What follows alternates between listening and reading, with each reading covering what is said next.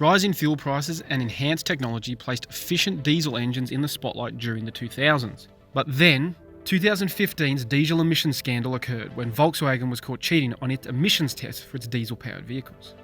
It cast a sudden glare over the fact that diesel can be dirty. First though, the upsides. Diesel contains marginally more energy than petrol, and diesel is a fuel that can tolerate higher engine compression, which makes each spray of vapour work harder inside an engine to deliver more torque. Unlike a petrol engine, it doesn't need spark plugs. It ignites under its own compression.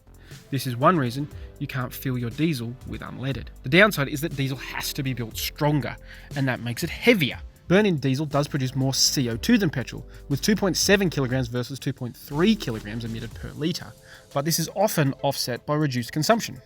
The heavier the vehicle, the more the gap widens. Australia's cheapest diesel, a Hyundai i30, costs $2,500 more than its $19,990 petrol cousin. But with Australia's favourite vehicle, the Hilux Ute, Toyota ditched the old V6 petrol that slurped 12 litres per 100k, and it costs the same as the turbo diesel 4-cylinder, which used just 8.1 litres per 100k's. Diesel's downfall is its particulate emissions. It doesn't burn as cleanly as petrol, so the extra tailpipe nasties it produces can severely affect human breathing and contribute to respiratory and cardiovascular illness.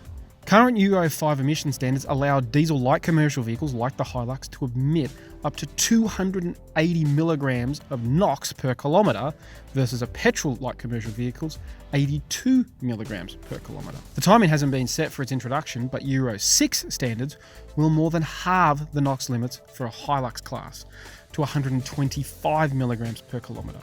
Currently, that diesel Toyota produces up to 261 milligrams per K. Diesel will live or die on its post-combustion exhaust treatments. Already diesels have particulate filters, which is a steel chamber packed with filter walls to trap nanoparticles before remaining gases pass out the exhaust. When electronics detect that they're full, an injector blasts the particulate filter with fuel and heat and oxidizes the particulates into tiny matter that matters much less. And some vehicles now come with AdBlue, a separate tank that is filled with the urea and ionized water mixture designed to further reduce NOx. Some brands, such as Volvo, have called an early end to diesel development, but Mercedes-Benz targets 30 grams per kilometre of NOx in its diesels by 2020, while Bosch believes that refinement of current technologies could see the elimination of particulates from diesel engines by the same year. Either way, post-combustion treatments will need to hold up diesel's future.